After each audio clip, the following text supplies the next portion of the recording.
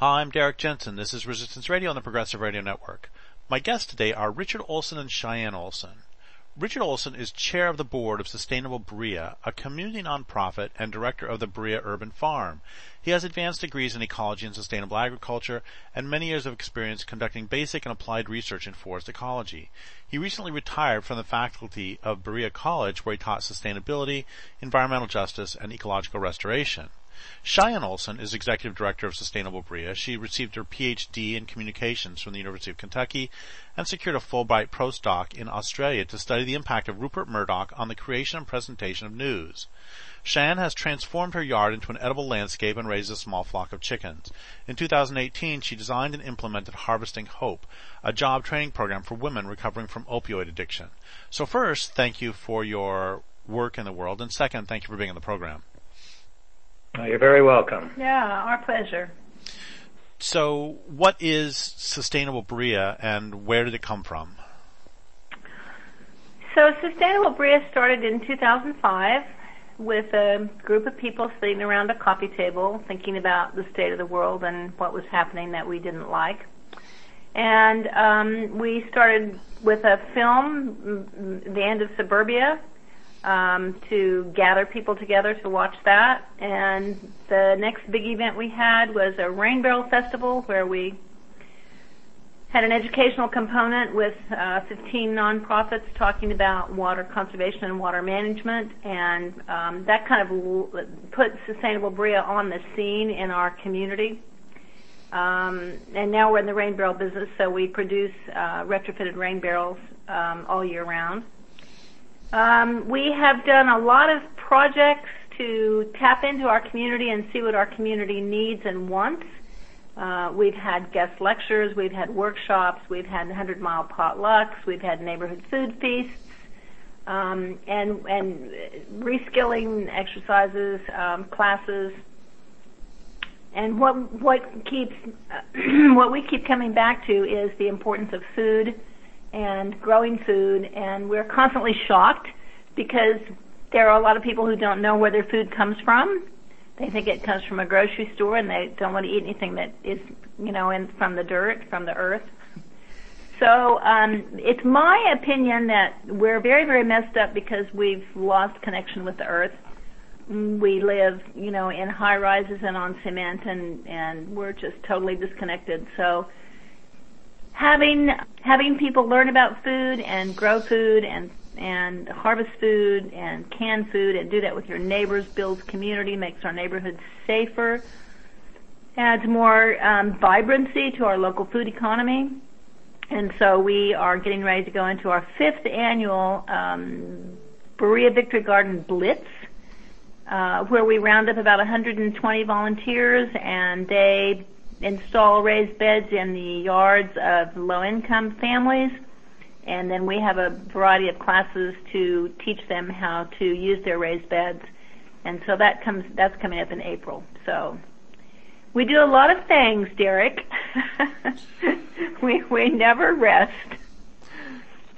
So, and then I'll give you to Richard because we have a Berea Urban Farm and another major program, but he can tell you about those. Yeah, and I just add that all the things Cheyenne's been talking about are done under the legal umbrella of a 501c3 nonprofit, a membership-based group. And so we look for ways to increase the resilience of the overall community in the face of all the different threats that you've written about for so long, anything from climate change to energy depletion, biosphere collapse, all those things. So, but as Cheyenne says, we can't do everything. So now we're focusing more on participating in the development of a local food system for Berea. So our sort of flagship project for that is the Berea Urban Farm, which is a 1.4 acre educational market garden right in the middle of Berea. This was an area of dilapidated houses, slum housing, really.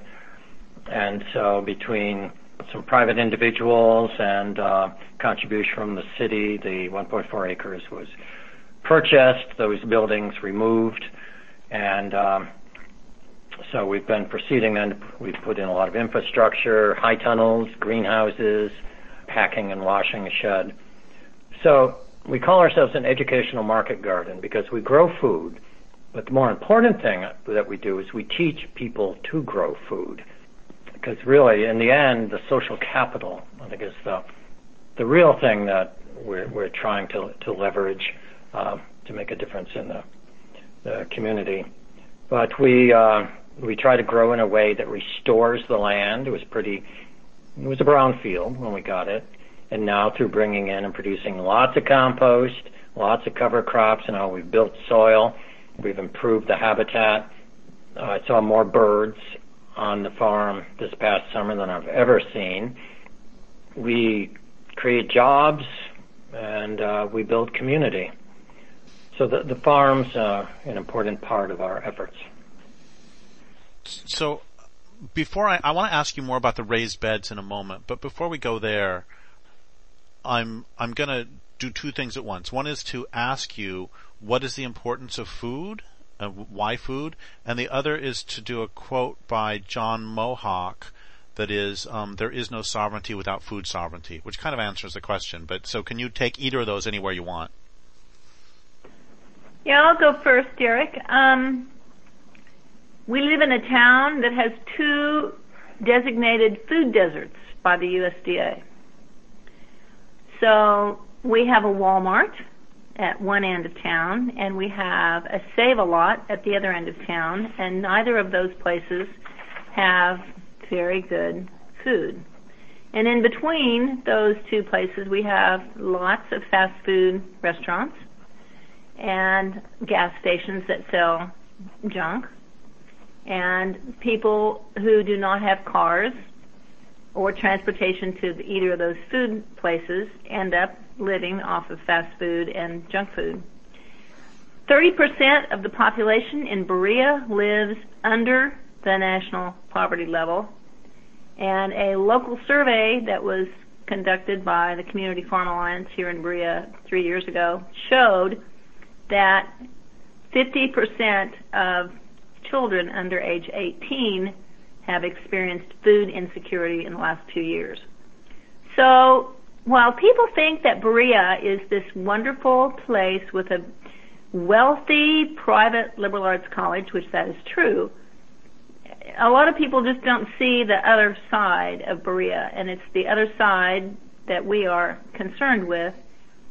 We have a huge opioid crisis in this area, which means where there are drugs and alcohol problems, there is theft, and we are having an escalation of theft, so we definitely need to make our neighborhoods stronger.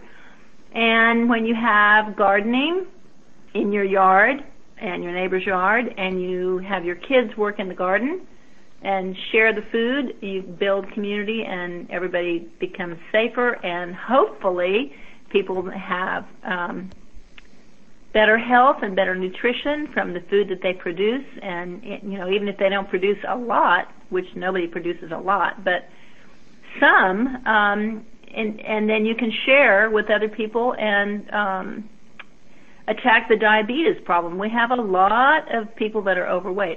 Unfortunately, I do not have the numbers, the percentages on that, but you just walk around this town and look at people, and you walk around the town in California and you can see the difference. We have an obesity problem and a diabetes problem. Sugar, they call it the sugar problem. So that's where I'm coming from on that. And I'll just add to that as we work to make a more resilient community, a large part of that is so it's a bit self-serving, and that you want to be in a community that is set up to be better able to weather a lot of the stresses that are building. But you'd also like to contribute less to the genesis of these global problems. So, quoting Wendell Berry, one of our Kentucky treasures here, he said at one point, "How we eat determines to a large extent how the world is used." And it just gets that agriculture is the biggest force for land use and degradation, and large contributor to climate change.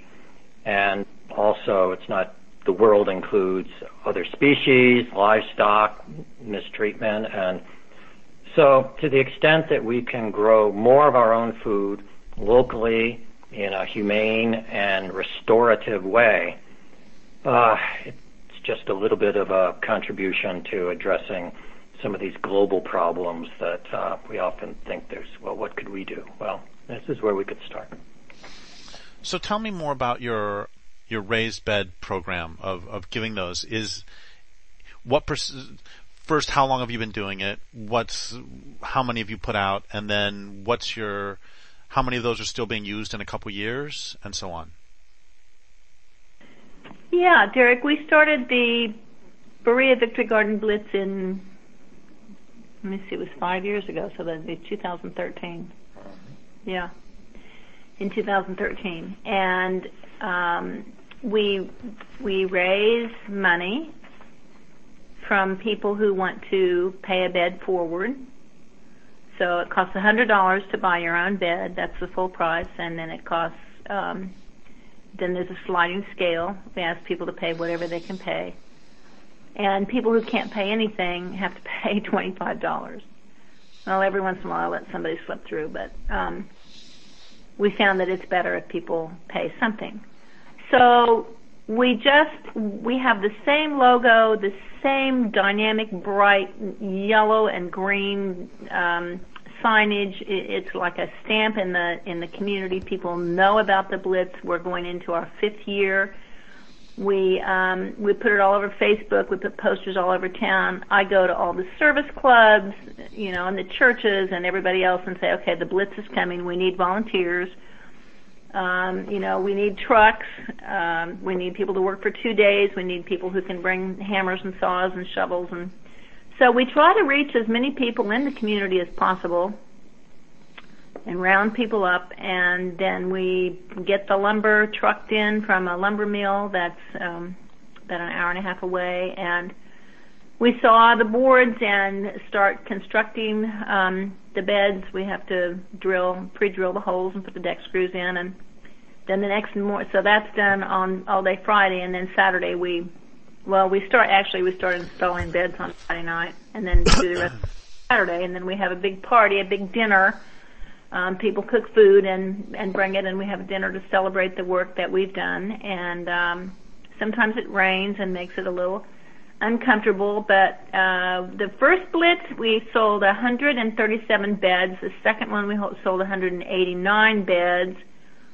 The third one we sold about 120, and then this last one we were like right around 136 or 37.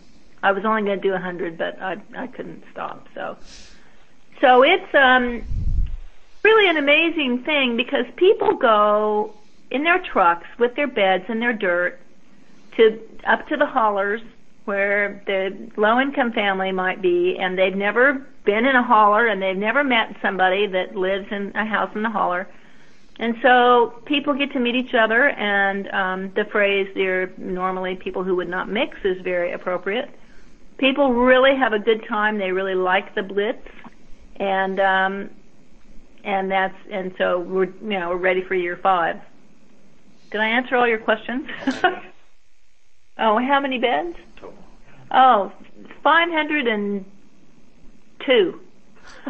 I think was the last time I counted, and that doesn't count the beds that we produce outside the Blitz. If you're rich and can afford a bed, and you come to me and say, I want 6 beds for my backyard, and I want double layers, blah blah blah, I say, okay, we won't do those in the Blitz because you can pay for them. We'll take care of you after the Blitz or before the Blitz, usually after the Blitz.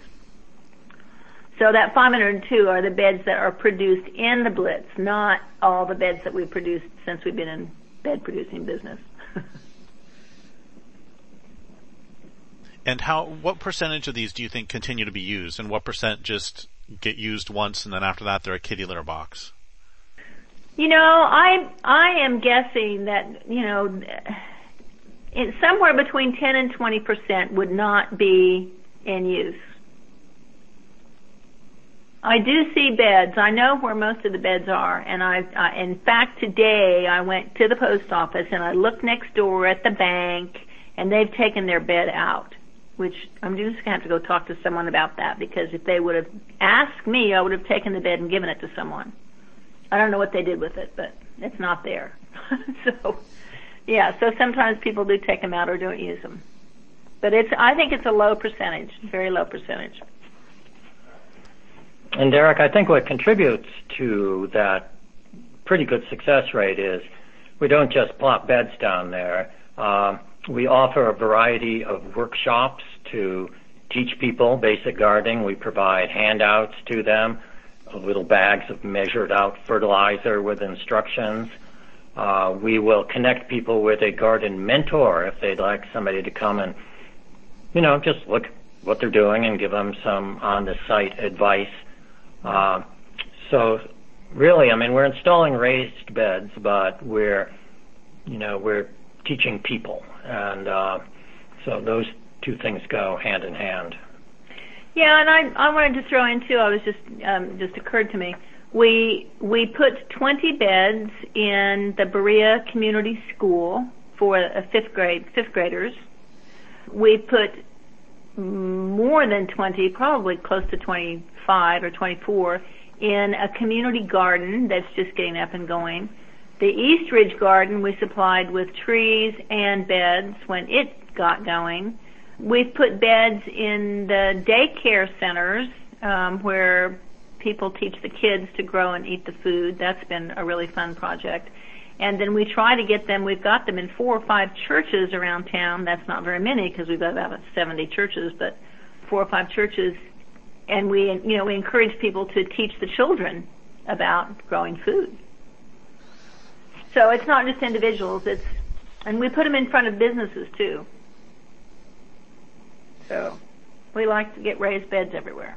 Well, I think that next step sounds really important, because I know that when I have learned various types of gardening that, there's one level at which it's just really easy. I remember when I was a child, my mom giving me radish seeds, and of course radishes are great because they germinate so quickly. Everything is so fast. And there's that easy success, but then also when you convert to sort of real gardening, there can be a steep learning curve. So that's great that you also provide the other assistance. And something else that we do also is a lot of people, you give them fresh food or whatever, don't really know what to do with it.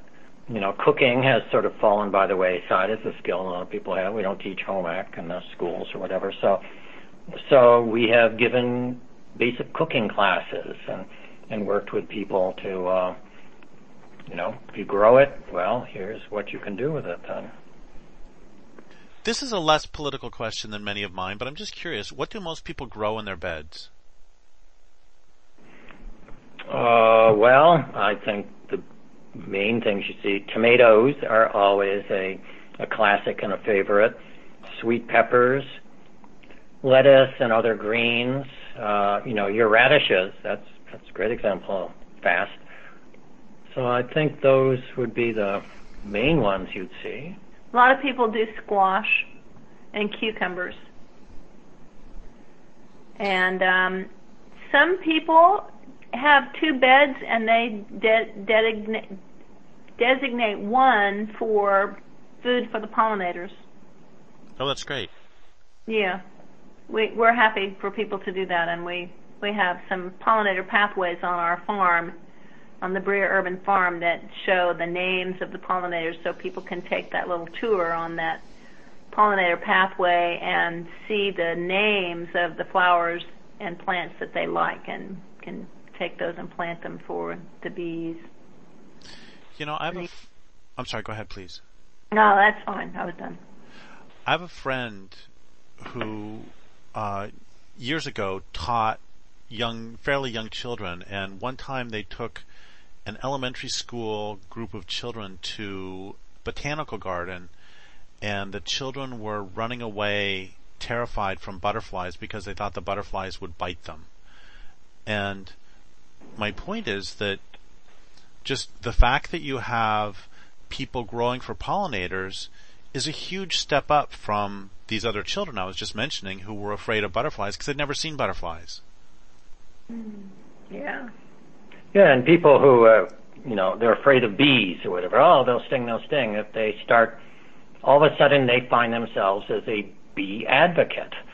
And they have a reason not to be afraid of them. So, it's one thing we found is there are all sorts of different, we call them hooks, way to get people involved, different entrance points into this type of work. And, you just have to try a lot of different things, and eventually you might find the thing that resonates with a particular person. And what are some of the hooks that you use? I mean, is it that the tomatoes taste better, or is it just the joy of seeing the little bugs, or what is it? What are some of the different hooks? Well, one of the ones that we use, we have what we call the Neighborhood Heirloom Project. And Eastern Kentucky and the Appalachians is, really a hotbed of diversity, really, in certain crops because of the way the landscape broke people up, into small isolated groups. So within those you had the development of different varieties, particularly of beans, also tomatoes. So we have our heirloom gardens for both beans and tomatoes where we'll grow them and we'll tell the story, because some people who don't care beans about beans like culture and history. So I'll just give you one example. We grow one that's called the Conover butter bean. And Mr. Conover was in the Union Army during the Civil War, stationed in New Orleans. And when the war ended, it was a little different back then, he had to walk back to Western Kentucky. On his way back, he collected seeds of butter beans, which are sort of like lima beans for those who might not be familiar with them. So the butter beans that we grow are direct descendants, the seeds he collected, and have been growing ever since out in Western Kentucky, and now they are with us being grown. And those types of stories, resonate with some people, and by the end of the day, they might be interested in actually growing some. Another hook that we do is even people who don't cook or garden now, their grandparents did. I mean, almost guarantee it. And so you get them talking about, well, what did your, grandma grow? Oh, well, she had these little tomatoes. I don't know what the names were, but and what did she cook? Oh, well, here she had this recipe that was, and you get them talking about that. And the point is, even in an area where most people don't currently grow food, there is still what I would call an agriculture. And you can tap into that and get those stories and those memories and maybe build on that to entice people to be growing. And another thing, I should let Richard talk about this, but I'll just jump in here. In the district, which he'll talk about in a minute, Richard put up trellises in people's yards, in their front yard, in some cases, or their backyard, and gave them heirloom beans, and they grew their beans. And there was this competition. People were, my beans are growing taller than your beans, while my beans are growing thicker than yours, while my soil...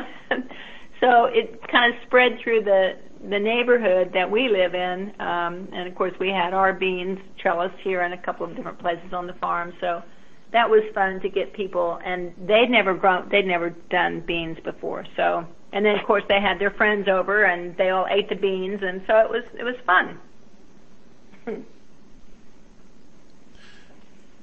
So that, I love the story about that naming of the beans. Can you just tell one more story about some heirloom strain? Sure. We've got one. It's a white half runner, and it's from Pike County, and was actually, it came from, it was found in the crack between some boards in an abandoned house. Okay, they found some of these beans. It was sent then. We have this great resource in town. It's a Sustainable Mountain Agriculture Center, and where actually they've shifted their collection now because Bill Best is, getting older as we all are, so he shifted it to another place to carry it on. But he had 700 varieties of heirloom beans, 300 varieties of heirloom tomatoes.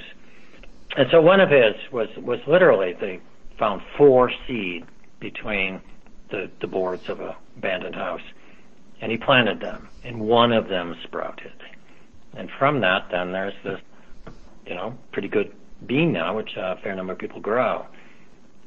So it's just the beans. I mean, I like to say that a seed, one of these bean seeds, it's a product of people, place, and time.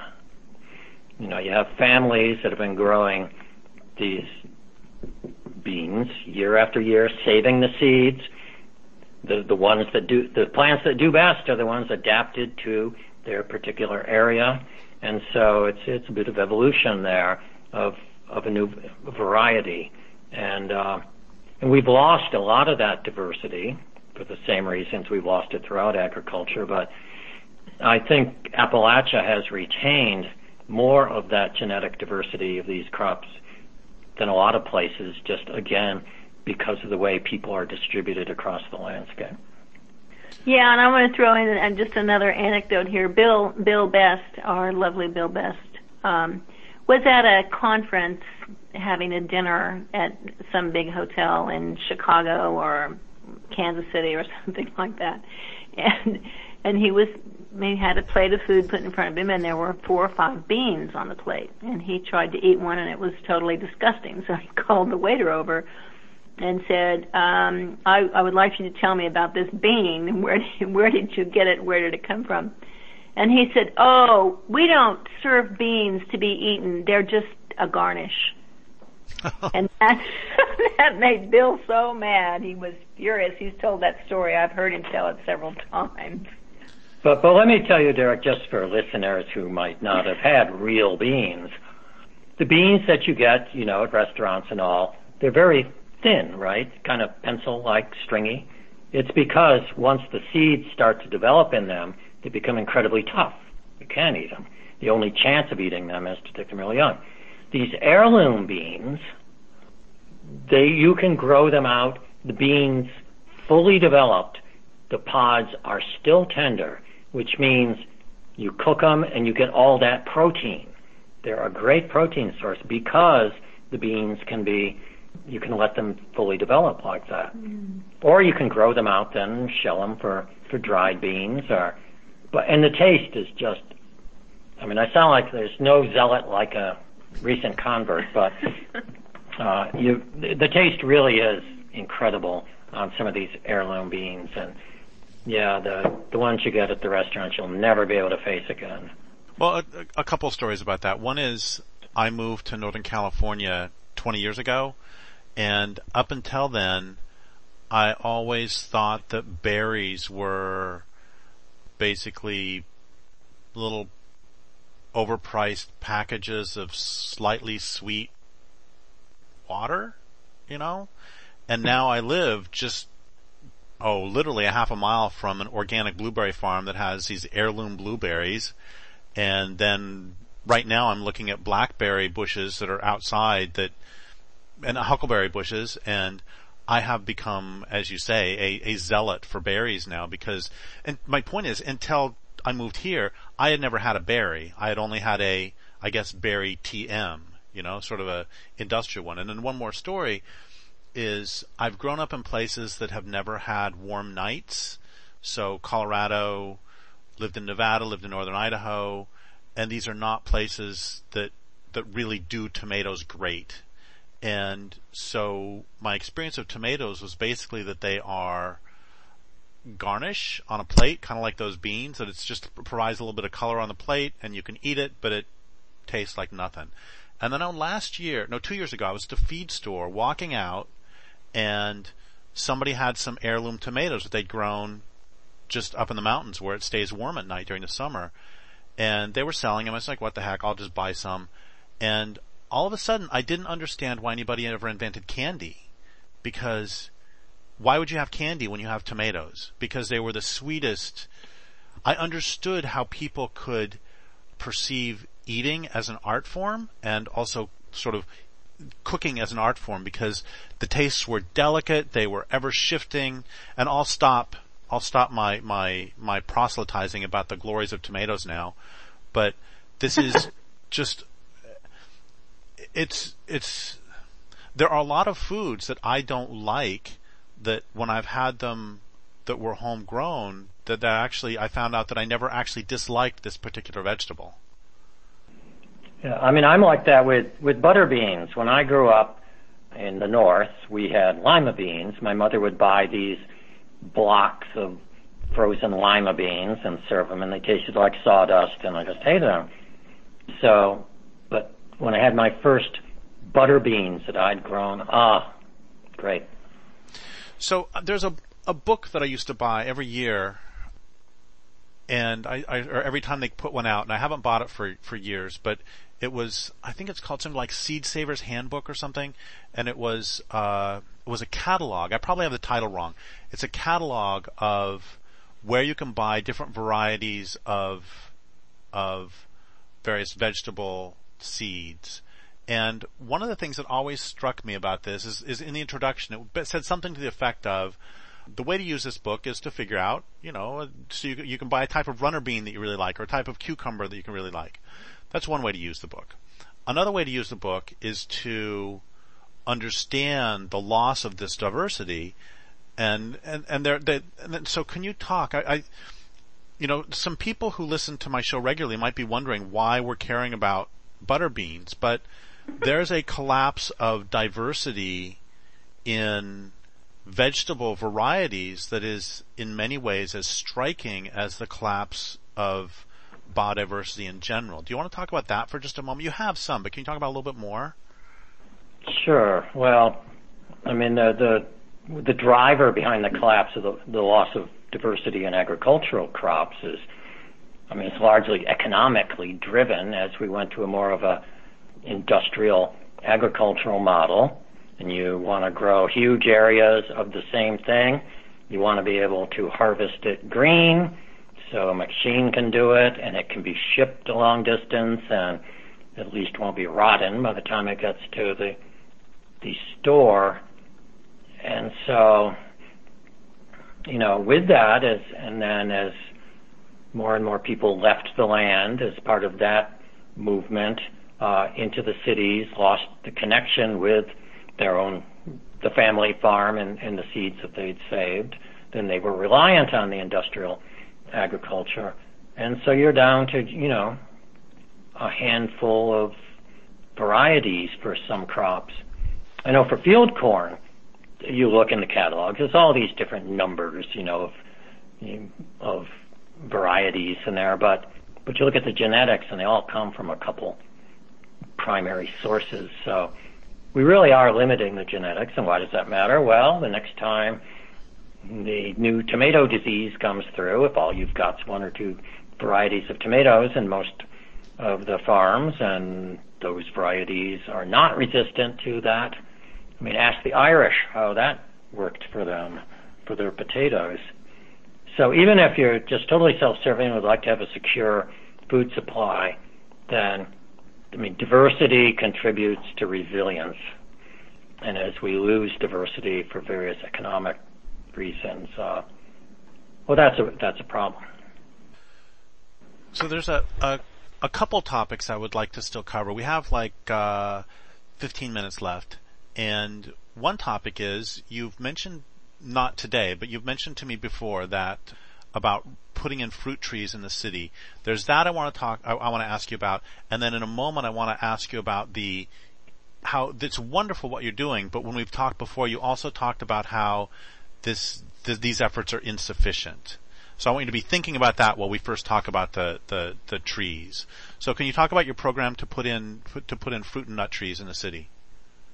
Sure. We have, I'll preface it that I started putting in some fruit and nut trees, probably back 2001 when I was still teaching at Berea College. And one of my students wanted as a project to put in a food forest. So we found a patch of college lawn and got permission, and she planted it, and it looks quite nice and quite productive now. And so we've been putting in trees ever since, but we're trying to formalize, well, we are formalizing it now into what we call the Neighborhood Perennials Project. So it's fruit and nut trees, also berry bushes, and pollinator supporting flowers, perennial flowers, natives where we can.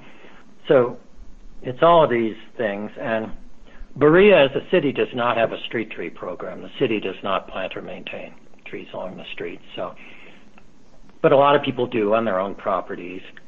So the feeling is, I mean, I love street trees. They provide shade. They look beautiful. But why not have something that provides shade, is beautiful, and drops food on your head when you walk by? So it's how can we get food production throughout all the little cracks and fissures in the community there, make it integral to the infrastructure of the community. And we think there's a couple things that are necessary for the success of this in the long term. One is that we only supply varieties that we know do well here. Stone fruits like peaches and all, they're problematic here because of various brown rots and things that happen. But apples can be good, sour cherries and all. But the point is, you don't want to just throw anything out there. You want to make sure that it's adapted to our at least current climate. That's a whole other problem. Climate's changing, so your choice of a 40-year tree has to take that into account. But the other thing is, we raise money to provide very low-cost planting stock. But the worst thing we could do is just spread it out through the community, and a year later, most of it would be dead. So we will not provide planting stock unless, one, we've checked out the site and it's appropriate in terms of soil exposure and there's a water source nearby, and two, that there's somebody who's willing to take responsibility for that tree. Even if it's not on their property, maybe it's on public property or whatever, but they're willing to look out for it, to water it, particularly that first year, and call them tree guardians. So we hope this year will be the year we really ramp this program up. But the key is we're planting trees, but we're also creating a culture of stewardship. And that culture is what will make it a success, not just buying people a lot of free trees. This is also brilliant. I just love this. And I love the way you have been able to, I don't know if this has been trial and error that you've learned as I do, only through making 100 mistakes, but it's brilliant to have a tree guardian to make sure, because my idea would have been, well, I'm just going to go out and plant a tree and then I'll walk away. But I think it's everything you're doing on that is just brilliant to get the community. It's, as you said, you're creating a culture as much as you're creating shade. Right, and I'm sure I read about other places that, I don't come up with a whole lot of original ideas, but I read a lot, and but unfortunately I can't remember where I might have gotten the idea. But plus I've made the mistakes too of just planting trees. Isn't this fun? And there they go. But yeah, I think it's your crop is educated, engaged, skilled people as much as it is fruit trees.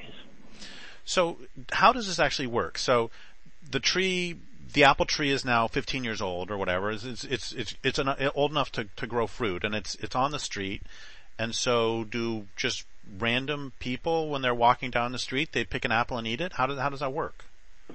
Well, it's going to depend, where it is. Certainly anything that's adjacent to a sidewalk, the expectation is that people, are welcome to pick, although even there, it would help to have signage. For instance, with apples, if you just rip it off there and you break the fruiting spur off, well, then you've just decreased the productivity of the tree. So you almost have to educate passers-by. You are welcome to pick. First of all, when it looks like this, it's ripe. And second of all, grab it with your thumb here and twist. So there are some things you just can't avoid those shortcuts. And if it's on a lot of these are on private property and yards and all, and then it's just, when we plant them on private property, it's owned then by the landowner. They've agreed they'll watch out for it and all, but if they decide to cut it down the next year, there's nothing we can do. So you got to recognize when you put these out there that some of them aren't going to make it. I think we've had, if we go back over all the years I've been putting them out, and I went back now, there's maybe 70% of the trees are still there, which is pretty good. And how long have you been planting the trees? Well, I think the first ones went in 2001, 2002, and then it's been sort of sporadic since. And then more recently, in the last few years, we've kind of geared up again. So we've got a fair amount of younger stuff there.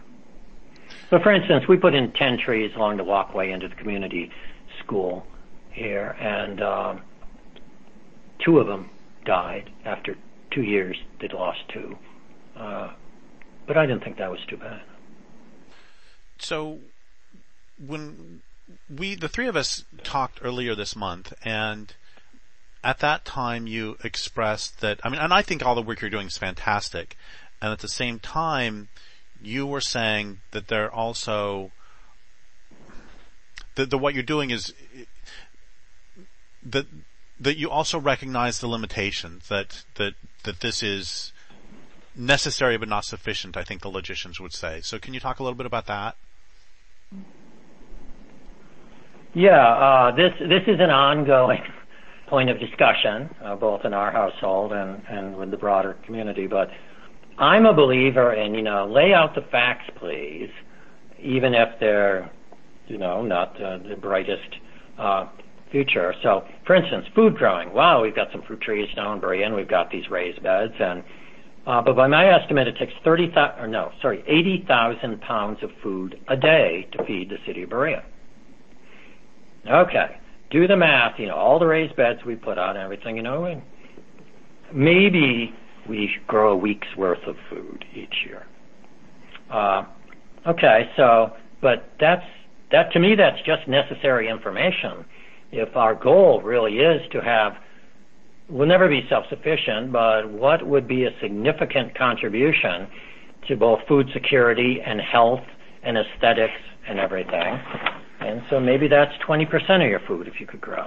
Well, you have to know what 20% is to know if you're meeting your goal. So yeah, I think you need to be somewhat blunt in laying out what the reality is. But then Wendell Berry, again, I can always come back to Wendell Berry for a great quote on things, but he has an essay called A Poem of Difficult Hope. And it addresses the question of, why do something if all the evidence suggests that it's probably not going to be enough? And so I recommend everybody that they might read this essay, but the last sentence of the essay is what always grabs me, where he says, if we would help if we could, we will help when we can. And that's just, we want to help, we want to make a difference. This is what we can do. So let's do it. Yeah, and Derrick, I want to just mention a little bit about the Harvesting Hope project that we have started. It's started this. We've done 3 classes so far, and we've got 5 more to go in 2019. But the research shows that there are 220 counties in the United States that are labeled as distressed. 54 of those are in Kentucky, which means 25% of the distressed counties in the nation are here.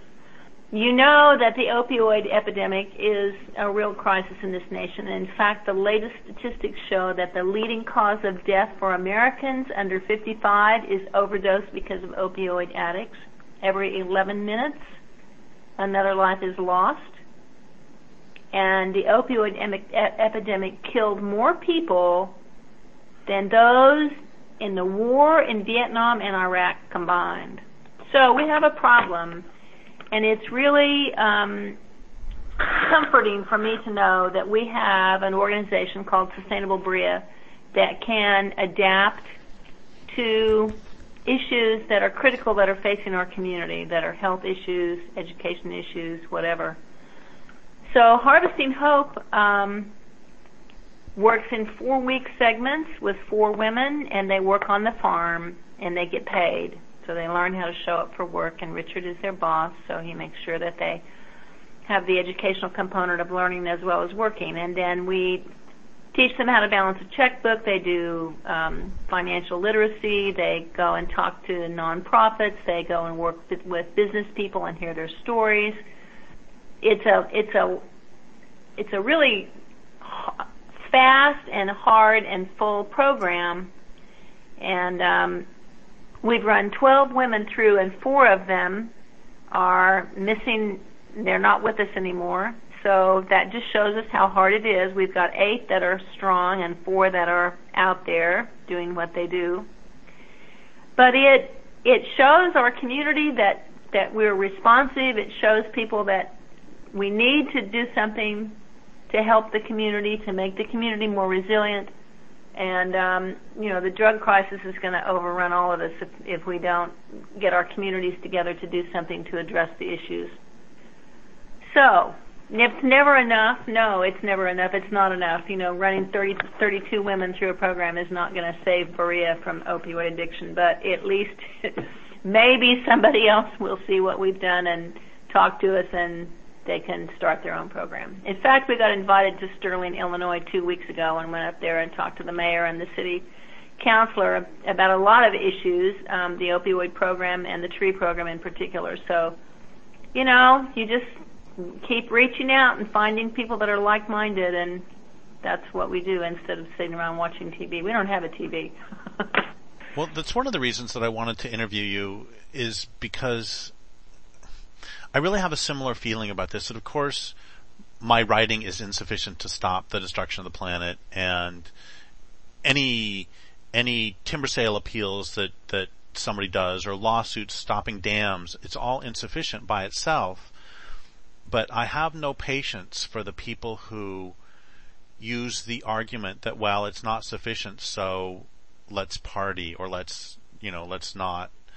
They use that as an excuse to do nothing. So I love the fact that you are both honest enough to recognize that the work is insufficient, but still honest enough to know that you have to do what you have to do as one part of it. And an image that I always love and I think about constantly for social change has to do, it actually is quite apropos for this conversation, that I always sort of look at social change as a stew, that you throw in your butter beans and, I throw in some German butterball potatoes, and somebody else throws in their contribution, and then we all just hope to hell that it ends up tasting good. So, I have a friend who used to run the Battered Women's program for the state of New York, and before that she ran a Battered Women's shelter, and she does wonderful, wonderful work. It's Charlotte Watson. And I would never ask her to work on salmon issues or issues of dams on the Columbia, like my friends John and Rachel Osborne, or John Osborne and Rachel Pascal. That we all have different contributions to bring in, even though we recognize that they're insufficient. So, do you want to take that anywhere? Well, yeah, I think going along with that, sometimes it seems like we, and by we I'll say the people who are activists and in various ways, are sometimes our own worst enemies, because we can become hypercritical of each other and say, well, really you could do better than that and everything. But there's such a huge difference between somebody who does something and somebody who does nothing, that really I think we need to support each other, and there's a lot of good work being done out there. And yeah, is it gonna, well, I don't know. There's probably not the great glorious tomorrow of continuing we know the industrial economy won't continue.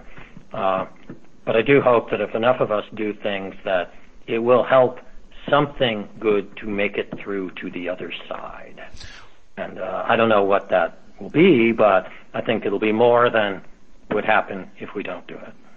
Well, that's exactly it. And I have a good friend John Osborne, who always says that the reason he does his environmental work is because, quote, as things become increasingly chaotic, he wants to make sure that some doors remain open. And what he means by that is that if bull trout are still around in 10 years, they may still be around in the 100, but if they're gone in 10 years, they're gone forever. And it's the same with if a patch of old growth is still standing in 10 years, it may be there in 100, but if it's gone in 10, it's gone. And we can say the exact same things about these heirloom butter beans. And all of my work, every bit of my work is based on one simple thing, which is that this way of living won't last, and when this way of living is over, I would prefer that there is more of the natural world left than less. That's it. And we can say the exact same thing, that as the industrial economy collapses, I have no doubt that people who live in Berea would rather that there were fruit trees there and would rather that they had those strains of butter beans than not. Yeah. It's really that simple for me. Yeah. So we're pretty much done. So do you have any final words for people? Or how about one final word from each of you? I'm just thinking, I think it's important to find people who are like-minded or can be educated enough to be like-minded. I think people are afraid and scared and maybe even terrified about what's going on in the world, and people need to be nurtured and taken care of and encouraged, and we need to celebrate whatever little things that we can do to celebrate the earth, to celebrate the food, to celebrate the animals. And that's something that I always try to get Sustainable Berea to be engaged with, is people reaching out to other people to sort of enlarge the clan, and so that the clan can go out and bring other people to the group, because I think we all need encouragement and support. And I'll just add to that everybody who's an activist needs to remind themselves once in a while what led them to the particular area of activism they do. If you're trying to save the bull trout, it's probably because you thought the bull trout was a pretty cool creature and enjoyed studying it and all, and we need to just take the time to remember that and to enjoy what we do. If you only do it because, by God, if I don't do this, it's all going to fall apart, you'll fall apart soon. But so I need to go out there sometimes in the garden and just enjoy growing those beans or whatever, and forget for a while that, I'm doing it in the face of all these problems. So I kind of lied, because I now have one more question, which is, if somebody in Belton, Texas, or Las Cruces, New Mexico, or Fresno, California wants to reproduce or wants to start a similar program, how would you suggest that they get started to create a, sustainable Brookings or sustainable Medford or sustainable Belton or wherever? Okay, well, there's a couple of things. One, they're always welcome to call us, go to the website, Sustainable Berea, get our contact information. But beyond that, there's an organization called Transition US. And the Transition Communities Movement, which started in England and spread to the U.S., is a network, really, of a lot of like-minded groups trying to make their communities more resilient and sustainable. So go to transitionus.org, look at the stories there, see what's worked other places that might work where your community is, recognizing your community is not exactly like anybody else's. So what will work? You've got to modify what's worked elsewhere for yours, but there's a lot of people working hard on these same basic goals, and so network. Don't try to do it in a vacuum. Well, thank you so much for all of your work, and thank you for everything you've said today and for being on the program. And I would like to thank listeners for listening. My guests today have been Cheyenne Olson and Richard Olson. This is Derrick Jensen for Resistance Radio on the Progressive Radio Network.